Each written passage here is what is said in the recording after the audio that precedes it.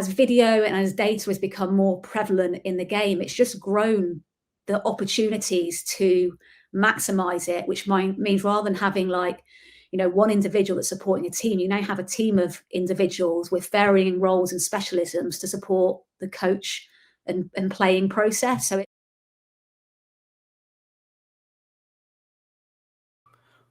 welcome to episode 11 on the Data Strategist podcast. And today's guest is Laura Seth, who works for the English Football Association. And we really just cover off her career so far and how she managed to get into this industry, and sort of what are performance analysts within the world of football. And we talk about video analysts as well. That was really interesting to find out what a video analyst does compared to a performance analyst. We talk about how the roles evolved over the years. So when you think of VHS to today, how that's changed. We talked a little bit about a coach is more data savvy in football, and give some advice about how you would start in this career if you're looking to get in. And really, we talk about how do we ensure that the output of the data doesn't have any bias, or how do coaches not have bias when they're looking at data? So really great conversation. And I think anybody who's interested in football and data, this is the podcast for you. So thank you again for Laura for coming on. It was really great conversation, and I hope you all enjoy it. Thank you very much. So thank you for joining me on the Data Strategist podcast. This is episode 11, and today's guest is Laura Seth. And you know what? You're probably better to introduce yourself than I am. So over to you.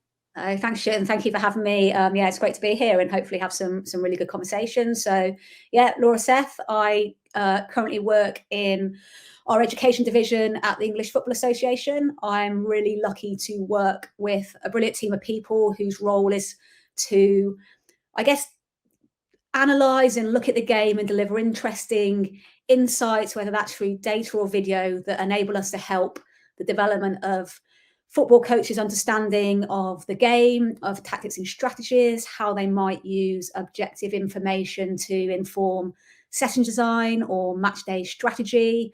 Quite a broad, spectrum. So that's me. Currently I have a background in analysis. I've actually worked for the Football Association for, oh goodness me, it is, I think, 17 years, since 2006. Nice. So I joined as a performance analyst, and I was lucky enough to work with our national youth team squads for a number of years. Brilliant experiences, working with a number of fantastic coaches, brilliant players as they were coming through their development pathway. Travel to lots of countries, saw lots of airports, lots of football stadiums, and lots of hotels. Less of the countries, but I think I supported 4 different Youth World Cups. Wow. 6 or 7 European Championships. So I was lucky enough the England under-17 boys team won the European Championships in 2010, and I was lucky enough to be in the support staff supporting them through that.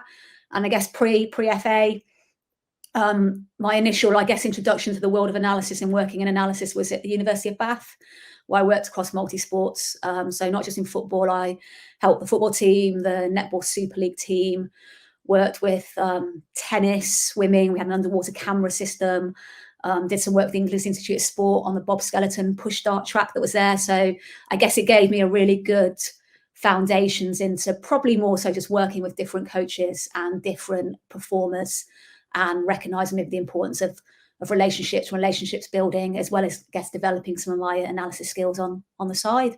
And that followed an undergraduate degree in sports science, and I did a master's in performance analysis alongside the time I was at Bath, and then in my early years of the FA as well. So that's, I've gone recent to backwards, but that's me. No, that's awesome. So what made you want to become an analyst then at the very beginning? So what hooked you in? Yeah, if I'm honest, when I was at university and studying, it wasn't really a discipline. It was nowhere near the broad area that it is today. And I guess I was lucky to be at UWIC, which is now Cardiff Met. But at the time at UWIC, you had almost, I think we call him the godfather of analysis in Mike Hughes, who had developed modules within the subject within the undergraduate degree program. So in my second year, I did an analysis module. Again, it was just something I'm quite analytical and quite logical by nature. I like numbers, and it just seemed a good fit with some of my interests. I ended up doing my dissertation in the area around, it was actually analysing the 200 metres in athletics and sort of what made for a successful performance. Don't please ask me what the outputs were, because years ago and I can't remember. But again, it just gave me, I guess, just a little bit of a just a little bit insight into the area, and actually, left university at the time and went into some work in gyms, and then a role came up at the University of Bath as a video analyst, and again, it fitted with some of the experience I'd had at university. Looked a really good sort of opportunity again to work across multi-sports, and I was fortunate enough to be successful in the application for that, and straight into the industry about 20 years ago. So it was that's awesome. Accidental, probably more than purposeful, and a very, very different climate in terms of the roles that sort of are available today. Yeah, it's kind of a trend, right? Not many people, if you go back 10 years or 15 years when people started their careers in data as we know it today, most of the people fell into it. Not many people sort of set out to be a data analyst or to be a data engineer. We've all kind of just come across it through our careers and thought, oh, this is really interesting. I really enjoy this. And we kind of followed the path and trajectory up, following different skills, new learning skills, new sort of techniques coming out. That's really interesting to hear. So you mentioned video analyst. Mm-hmm. What's the difference between a video analyst, or let's just go with what does a video analyst do? I mean, it was probably more of a generic term for a generic role at the time, without a massive amount of knowledge behind it. But it was predominantly, quite probably a simple video editor, providing video evidence of performance for coaches to review. Alongside that, with the software that was developing at the time through tagging, coding, whatever terminology you want to use, you start generating sort of simple data insights as well. So, and it's probably, when we look at the role of a performance analyst today, it was the beginnings of that, which is, that working with game video, reviewing performance, sometimes just being a filmer, someone behind a camera to capture the event to enable review to happen, to have more effective and more informed feedback, as opposed to it just off emotion and relying on coaches' eyes. So my initial work at the University of Bath was very much a lot of filming and a lot of then just maybe cutting and editing video.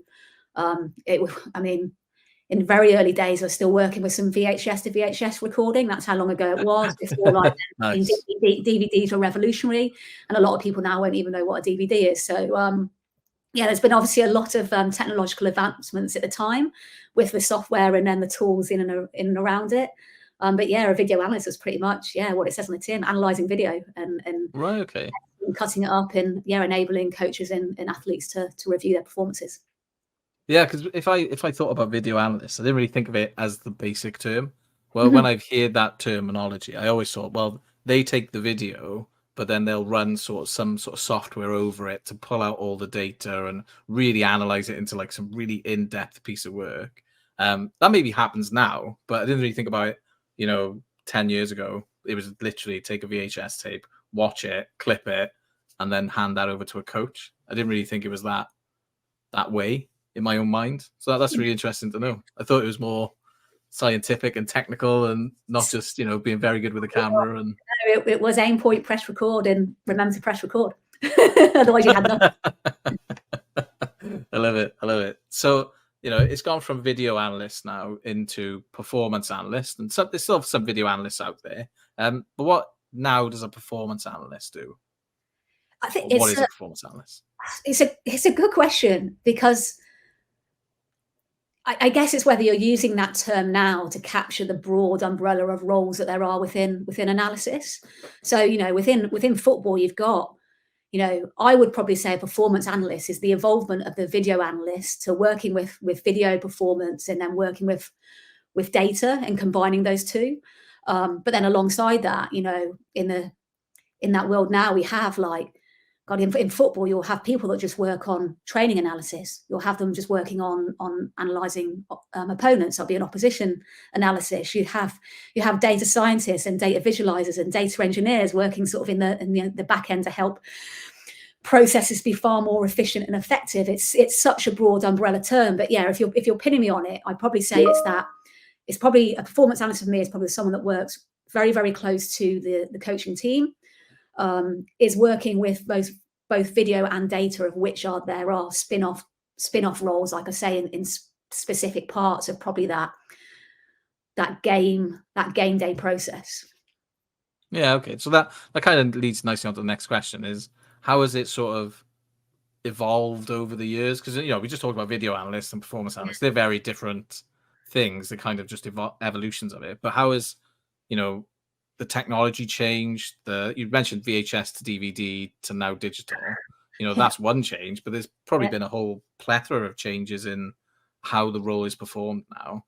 Have you got any thoughts on what that looks like? Yeah, the evolvement, I'm probably going back a few years in describing this, but the evolvement of like video platforms and then data companies and the availability of data is just been accelerated. So, I can remember working in 2007 at an under-17 men's World Cup. We were in South Korea, and in order to get, this is going back to live video days, in order to get footage, I was recording every single game off local Korean TV onto a DVD, and the games were played on repeat like through the night.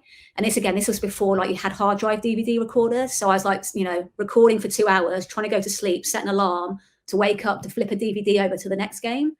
And literally, and it sounds ridiculous now when you've got platforms such as like Scout, where you can basically get any televised game that's happened across the world within minutes of it finishing. So the advancement in video platforms just means that your work is far more efficient. It means that, again, the data platforms, in terms of like the data providers, you've got the option of using like data provider data. You've got the option of probably a more time-consuming process, but probably more insightful data in terms of generating it yourself. And then I guess as video and as data has become more prevalent in the game, it's just grown the opportunities to maximize it, which means rather than having like one individual that's supporting a team, you now have a team of individuals with varying roles and specialisms to support the coach and playing process. So it's been a massive, like, just in the 15-20 years I've been working in the industry, you've gone from VHS tapes, single person, some basic video editing, right through now to such a complex array of roles. From still, you still got the people that are using. You still need the video. The video in terms of communicating insights and taking them to communicate effectively with coaches and players. The video, but the video now is driven by the data, which enables you to get to the video and the right points of the video in a far more effective, efficient way than you ever would have been able to before. So how has it changed? I mean, it definitely has changed, and it's just been phenomenal, really, with just the range of roles that there are now within football in particular, but also more widely in sport. Yeah, I think what you're describing there is what most industries have gone through, because we've become more specialist. So when you think back years ago, there was just a data person that would do everything for you. But now there's been sort of a realization that over time you need to specialize in certain areas because the data that you're working with or the questions being asked are slightly different. So I think that's really interesting to know that the football world is still in that transition as well. It's kind of following the rest of the industry or the rest of the other industries. Again, as well, you'll also have if you look at the spectrum of resource across just the professional game in this country. So we do, professional men's game. What is happening in the upper echelons of the Premier League in terms of the infrastructure that they'll have around analysis compared to a League One and League Two club will be vastly different as well because of the resource required. Again, you look into then like the equivalent in the female game, and again the infrastructure and around clubs, whilst the female game is growing at a huge rate. You've still got the I guess the expertise and the money still around it means that you probably have got the 1 or 2 analysis teams in terms of people resource in sort of the WSL, compared to if you look at the upper echelons of the Premier League, you have, 3, 4, 5, 6, 7 plus individuals with each specific roles. So it's you've got the development over time, but then you've also got, I guess, the variance within football in particular, due to the available resources that different clubs and teams will have. Yeah, that's interesting about the female game. So I guess at like international level, they'll have more of a focus on data because they'll just extrapolate it from the men's game. Whereas when you look at like the WSL, is that probably not as good as maybe the Premier League? Is it kind of just, is that I think it's just different, it's just different resources available at the moment based on the evolvements of the sports as a professional entity. The female game it doesn't have the equivalent resource within it, because it's probably like 30, 40 years behind the development of the men's game. So it will grow as the game grows, but it means, the role of an analyst working probably in Manchester United women's first team environment to an analyst working in Manchester United men's environment, what they're doing and the infrastructure of what they're able to do will be vastly different. Oh, that's interesting. That's really interesting. So is the expectation higher on analysts now? Because is it, or the reliance on them more? I think it's a really good question. I think the opportunity to impact, challenge, support decision making through the use of objective data and or video is growing. I think the environment and relationships are key within the infrastructure in order to do that. You've got, sorry, I'm losing my train of thought a little bit. You've got, it's for me, I look at it as an analyst. If you look in the world of football, you look at a sort of multidisciplinary team within a football club, with the coaching staff, medical staff, analysis staff, physical performance or sports science, nutrition, goalkeeping, different specialisms within coaching. I like to describe it, everyone is a coach, you just have a different specialism. And everyone, in the right environment, should have the opportunity to bring their level of expertise to the table at parity. So to be able to have a really good, robust conversation to confirm or challenge coach's eye or coach's viewpoint, is for me a really healthy environment where an analyst can have huge impact. The array of data and insight that is available and the complexity of it means you've got to be really skilled in being able to extract the key bits to be able to impact that conversation or that decision-making process. Because whilst coaches, their evolving understanding and expertise is growing, the way, as we've described, the industry is evolving, your ability to be able to I guess, filter effectively and bring out the key insights and then present them in a language that the coach understands is critical to impact. And again, different environments with different resources will have different, I guess, challenges and opportunities in that space. I mean, if you've got a team of 6, 7 individuals, you're probably not going to have those 6, 7 individuals like liaising with like the 2, 3, 4 members of the coaching team. That's probably going through a particular role, which is probably where we come back to like that performance analyst, almost a conduit between the data and the coach. So the ability of the individuals that, have got their different specialisms, being able to filter, translate the key ones, and the ability of this individual to have the broad understanding of that and then package that again in a way that can impact the coach's viewpoint, lens, decision making, whatever you want to describe it as, is sort of a critical part of the process for me. That's really cool. Well, but I was thinking about that. What about, so analysts themselves would have to understand the game.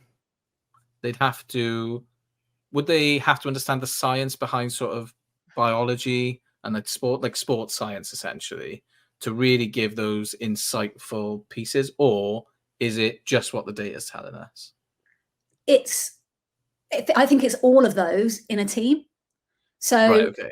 when I'm talking about almost, let's call it the translator, right? That individual has got to have an exceptional relationship with the coach, has got, in my opinion, to have the sport specific knowledge to understand the way the coach views and sees the game, has got to be able to translate the data insights into a format, a language that can influence that coach, or support and challenge and influence that coach.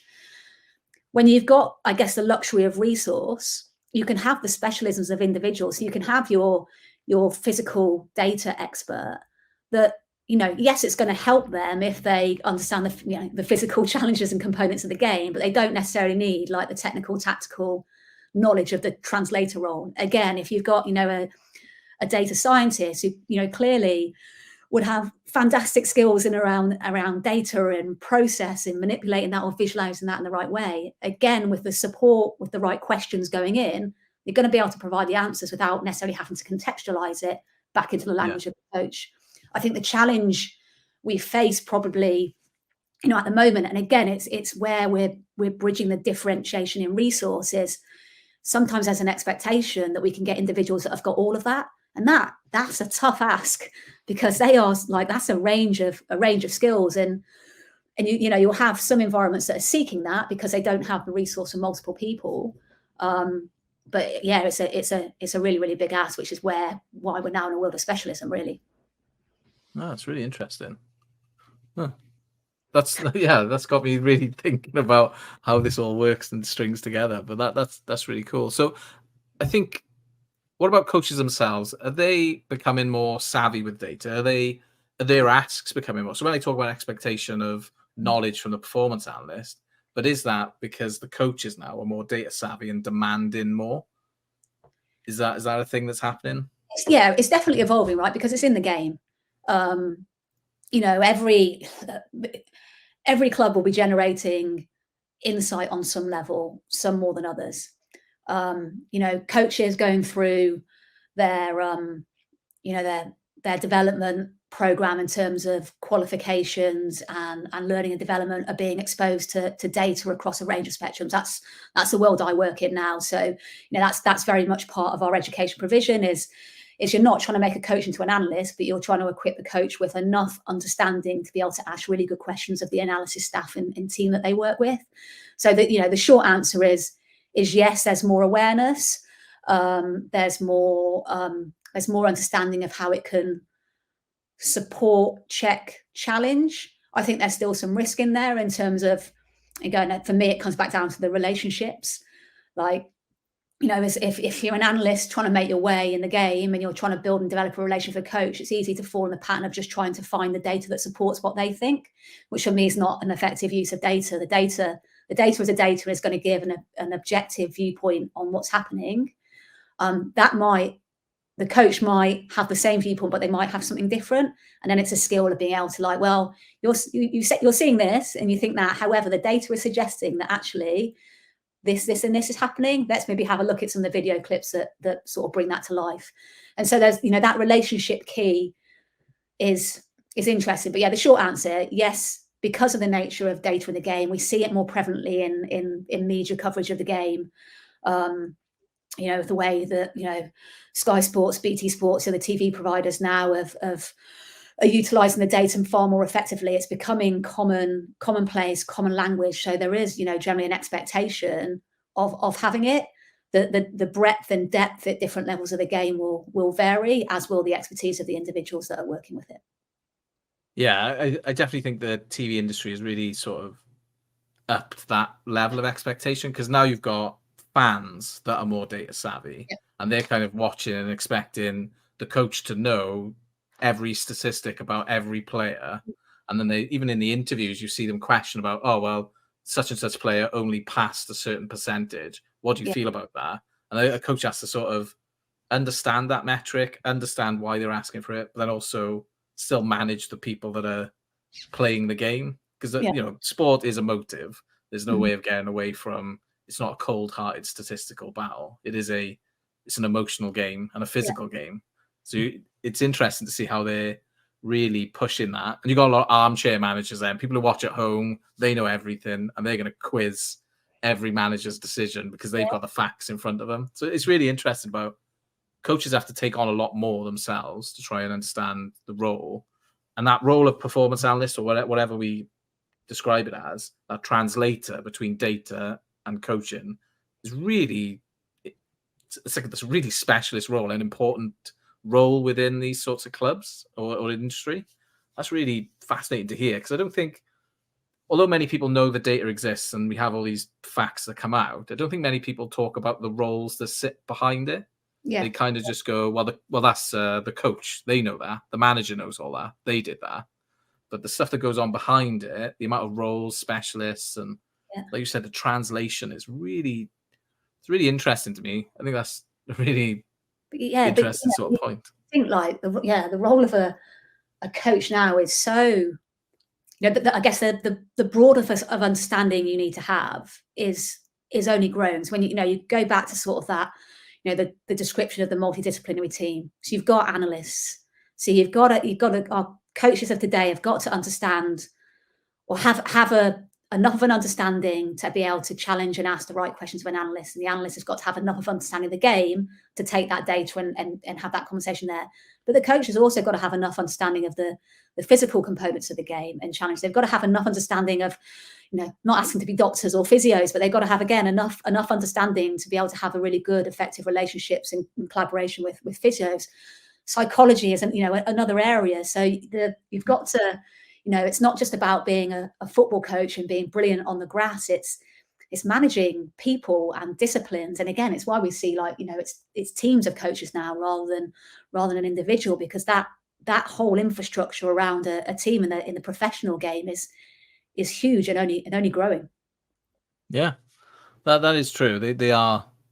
If you compare that to grassroots, like how different that is. As a grassroots coach, you just turn up every week. You do 2 days a week, volunteers mostly at grassroots. To get from grassroots to that level, that's massively different. That's really interesting. Speaking of grassroots, how do you have any sort of advice for someone who wants to start out or looks to get into this sort of industry? As an analyst? Yeah, let's start with analyst. I guess as an analyst, for me, it's like, it's experience, which I know is like, it's a really competitive industry, right? Because it's a really, it's growing, it's exciting. Going back to the start of the podcast when I was sort of talking about my entry into it, getting that initial role, like it wasn't even a known job. Like I wouldn't have got that role I got then with the skills and experience I had then in today's world, because you need a bigger breadth. So I think there's part of it is some the academic underpinning. So we now have education programs through universities where we've got undergraduate degrees in analysis now, where you've got sports science degrees that have got components of it. You've got master's degrees. For me, if you're a student entering into the world through that pathway, it's gaining experience along the way. So most universities now with the sports teams will be starting to build mini coaching teams around those teams. You'll have opportunities to support whether it's your university football team or a different sports. So for me, it's experience in trying to get a broader range of experience. So it's it's hard because we're in an industry that's growing, opportunities are growing, but it's hard work. Like there's no, you've got to be committed, and there's no getting away. You'll work long hours. It's long hours. It's hard, but it's also brilliant when you can see the impact that your work is having on performance, and people development. So that probably wasn't the best advice, but for me, it's experience. I learned, I went through a university program of a sports science degree with an element of analysis and into a master's degree. So what's that? Probably the equivalent of 4+ years of full-time study. I learned more in my first 3 months in a job in terms of the real experience. And don't get me wrong, like university degrees and programs have changed in the last 20 years, and a lot of them have built-in experience, but it's yeah, for me, it's experience in whatever way you can get it. But also, it's not just experience for experience sakes. We see like a lot of internships in this area, which is, you know, it's a frustration because I think people should be rewarded for the work that they do. But I think you know, unfortunately, the industry is at a place at the minute where there probably are your foot in the door and your opportunity to impress and then build relationships and go from there. But my advice to people is, you know, if you are stepping into that type of role or environment, is to make sure you're getting something out of it for you. And if you're doing something but you're not learning, then maybe it's the time to sort of look for a different environment to go in. But if you're in a role where you're you know, you're continually learning and getting those experiences that are only going to add to your I guess your CV, so to speak, or your sort of, yeah, your knowledge and skill development, then keep going. But it's a hard industry to crack at the moment, and yeah, experience and relationships are key. I think what I find as well is if you don't have that sports science side, you know, say an analyst has been working in the banking industry or finance industry, transitioning over to the sports industry is kind of not really there. It doesn't really happen. You don't see many people come in from other industries into sports. You see generally university students move in through uni, then into your industry. Yeah. It doesn't necessarily look from the outside. It kind of like keeps it in the bubble. I think that will change. I'm not saying it doesn't happen now. I think it probably does, but maybe not at scale.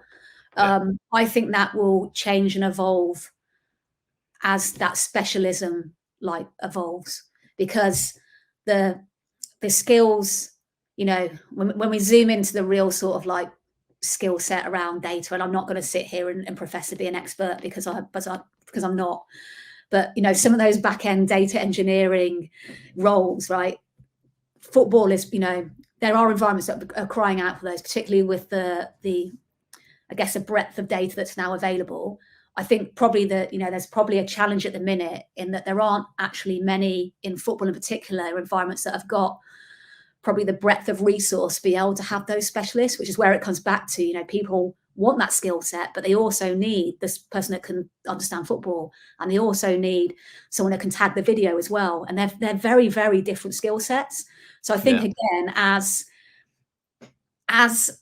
the specialisms develop, I think there is more and more opportunity to come across. But the reality is there are not that many clubs that have the resources to have the number of specialisms that probably would benefit the sport. And when you've got headcount or you've got money, like, it's a real probably luxury at the minute to have a real specialist, even though we could probably sit here and argue and discuss the benefits that they would bring. So we're probably in a little bit of probably just a bit of a crossroad. I wouldn't say it's a crossroads. I think it will go that way, but it's an absolute challenge for individuals stepping across, and like also probably the salaries as well are not that appealing. Yeah, that is one thing. Yeah, you know, the equivalent role in the sporting industry compared to sort of in the business world is probably far from comparable. Yeah, that is true. I think what we found in most other industries is that people will move between, because data is it in pure data speak. Data is data. Yeah. Right? All that changes is the question of it. Yeah. Yeah. So from an engineer's point of view, they are literally moving data from point A to point B. So they don't really care about the sports science of it. They care about, can I get this moving from A to B as fast as possible? And then an analyst really just needs to enjoy working in the environment they're in, because they will just then ask the right questions and be able to question people who are working around them. So I think other industries have been, because for years, the banking industry, you couldn't get into the financial sector unless you'd already worked there for 10 years, 15 years experience, or that was your internship. Same as what football's doing now. But now the banking or the financial sector is grabbing people from other industries to bring in. So you're probably right that football will go around that. It kind of just needs to go through that evolution step of realizing that, oh, actually, it doesn't really matter about the football or the sport knowledge so much for these types of roles. So you're right. Eventually, you probably will get there. And then with that should come with the value and the money side of it and the salary side for people. Hopefully, fingers crossed, right? Because that's the only way you bring experts in, right? That's the way you got to do it. You got to pay them. sort of like the last question, we talked about data being really important in sort of this, but like I said before, football is a really emotive subject, and it's really passion. So how do we sort of ensure that the output of data doesn't hold any bias we have? So if you're an analyst and you've said that this player is performing a certain way, but the coach has seen it with their own eyes and has that coach's intuition or gut feel that counteracts that, how do we handle that sort of making sure we don't put things in the bias? Like, oh, I know the coach likes this player, so I won't put that in. Or how do we ensure that that doesn't happen? That's the fun stuff, right? I mean, for me, it's culture and relationships, right? It's your ability to be able to have a good enough as an analyst. It's the ability to have a strong relationship with the coach that you're working with, that you feel comfortable being able to challenge appropriately. Then there's ways and means of doing that. I also think it's the culture of the environment you're in, and it's I guess it's what should I say, because I'm on camera and it's all recorded and be quoted, but no, there's egos at play, right, at times. And I think for me, a really good coach can sit there and recognize that they don't have all the answers, and nor do they need to have all the answers. And there needs to be a culture of like, well, if you're the expertise in the data insight, and if you're the expert in psychology, and you're the expert in the physical side of things, as a coach, I have to trust you. Otherwise, I'm not maximizing your expertise. So I have to sit here and go, well, I know my expertise sits somewhere else, and I've got to trust the people I'm with. So for me, the culture and relationships within the environment are critical to be able to have those robust conversations. And as I said earlier, not be, oh, the coach has seen that and they said that, so I need to go through the data and find the data that supports what they're saying. And for me, you need to have your robust, I guess, consistent way of analysing the game, or the game phases, or the players, or position specific, or however you want to break that down, which will be different in different environments. Have a consistent process and have a cultural environment where the coach is saying, actually, I think this because I saw this and this and this. You can actually go, well, recognize what you're saying. However, the data is suggesting that you maybe want to come and have a look at this part of the game again. So I think for me, it's relationship in cultures. And it's, as an analyst, it's the ability almost to try and step away from the emotion and to be able to be that objective person. And, a bit like what you're saying about, your bankers, or your specialists that, they just work with the data. And again, that's where, like, just work the data. Let's get good, robust data metrics that, we're comfortable and consistent, give us a really good way of objectively evaluating the game based on how we see it or how you want to play it, having confidence in that data, and then being able to have those relationships and the right culture to work in, where we're actually challenging is not seen as something negative and is actually good, because you're all ultimately, I guess, it's like the general world of just having difficult conversations, right? If you've got a different viewpoint to someone else, if you've got the same goal, and if you're working because you're working for the football team to win, on a Saturday or Tuesday, whatever day of the game is, you've got a common goal, right? And if the coach is seeing something and is making an opinion, is going to make decisions off something that is questionable whether it's accurate or not, and you've got data that can challenge that, in my opinion, I'm not doing my job if I don't bring that to the table. So culture and relationships is probably the key one for me, and one I'm fascinated by. So here's a question for you then. If have you ever seen the movie Moneyball with Brad Pitt? I have, yes, and I've read the book. Okay, so, and the book as well. So in that story, which was true, they made the coach kind of irrelevant because they made him pick the certain players in certain positions to make sure that the actual whole data piece worked.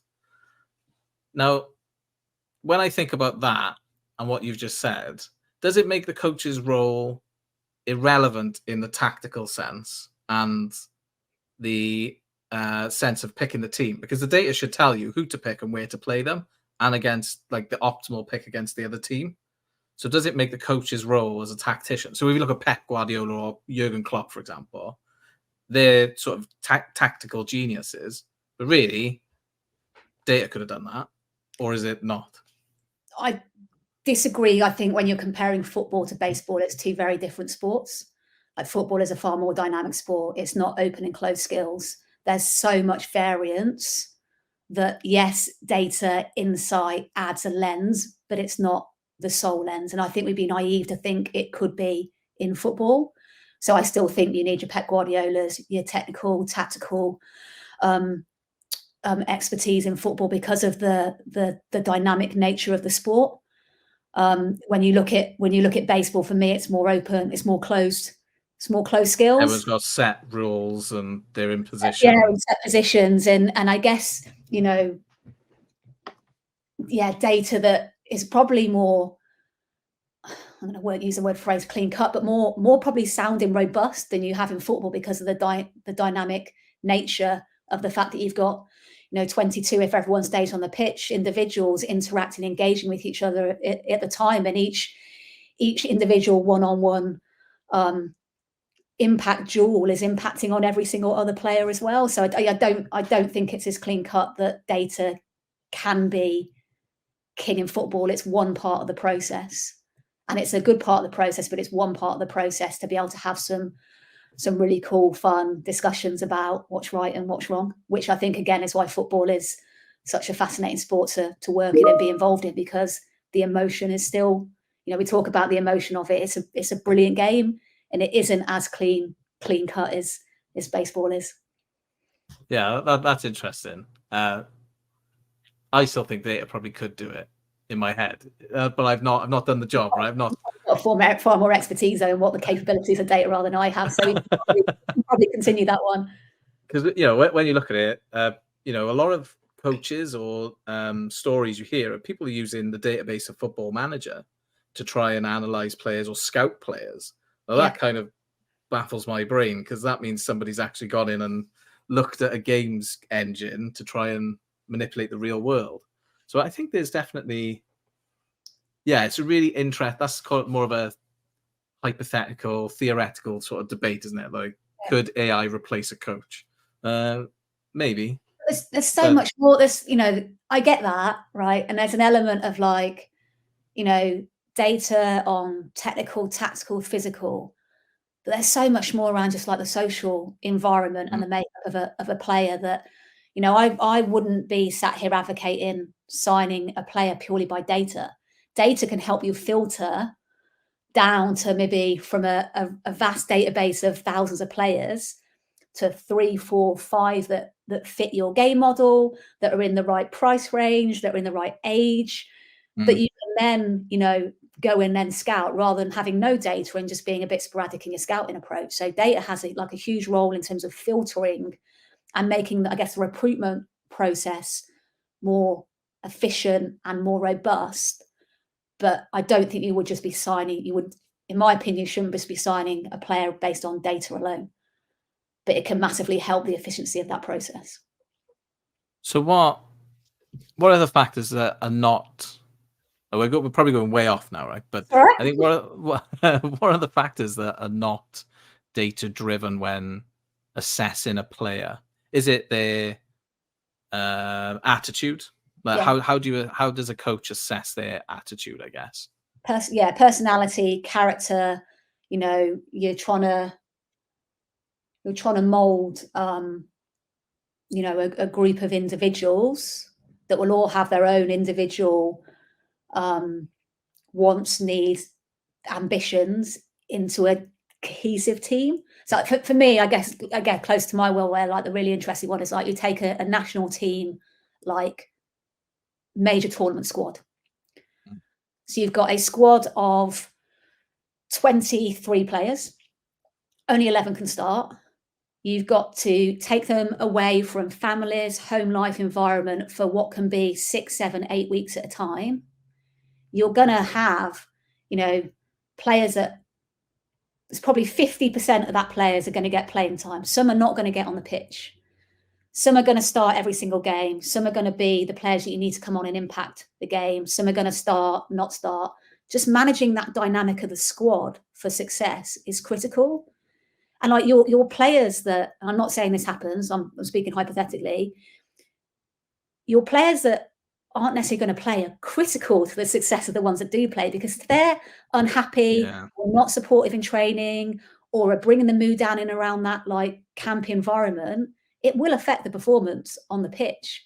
So you might not have actually the best 23 players on the football pitch in the squad. You might have the best 15, but you might have the best people that you know are going to be the best to get, that are going to be professional and do what, you know, fulfill the role that you need them to fulfill in order for the 11, 12, 13, 14, 15, however, actually make it over that white line onto the pitch in order to help them be as successful as possible. It's a, you know, you take, you know, that's probably, you know, I'm using that example because that's probably close to the experiences I've had in with the background I've worked in. But again, you take that into a club environment where, you know, you're living in each other's pockets day in, day out. You're spending far more time within that football club than you probably are with like your family. The dynamics of that are critical. So when we're signing players, can't for me just sign them on their football ability alone. It's a whole bigger piece.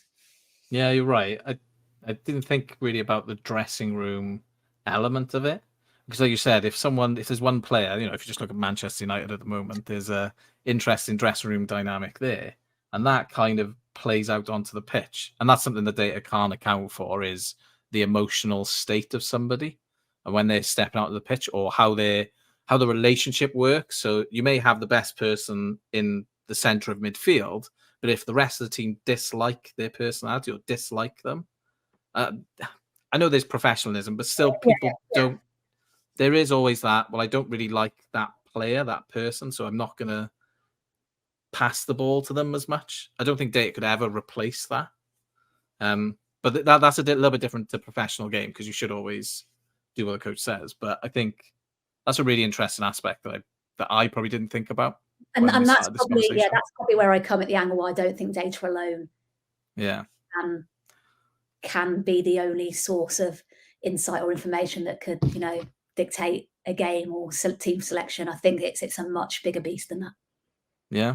Even substitutions are emotive when you think about it in football. You know, the manager will see something in a player that he may be playing very well, but he may be playing as an individual. But the manager needs him to be more of a team playing role. So he pulls them off and puts on more of a, you know, a focal point for springboard attacks.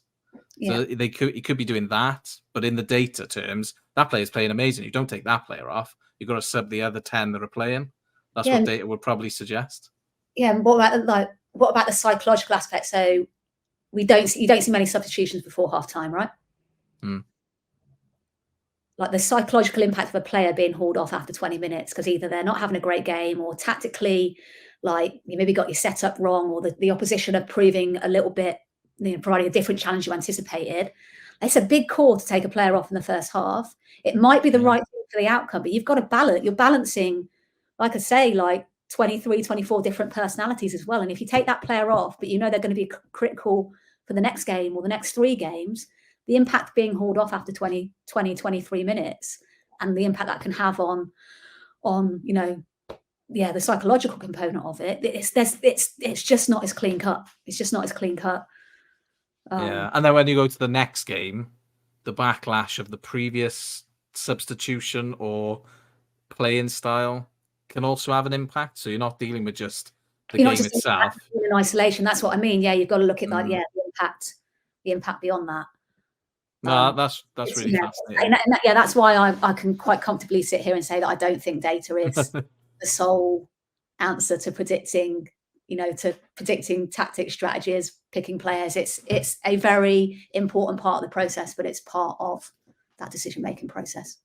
Yeah, no, that's really insightful, and I appreciate that answer, because I think, you know, as a data strategist, I would say yes, data can do anything, but then when you look at the emotion side, in my head though, I'm always counter arguing it. Well, we could track that, but I'm thinking you can't really track someone's emotion that way. And so I'm now leaning towards your side. I think that data maybe I'll have to try that out. I'm going to create Pep Yeah, AI or something, yeah. and then see if I can get it right. Probably get there someday. We'll probably get there someday. We'll have some sort of device that will be sort of analysing our personality and decision makers and behaviours in the moment that might, again, give the insight that helps, with that decision making and understanding the impact of decision makings on the individual as well as on the sporting performance. So yeah, it'll probably come.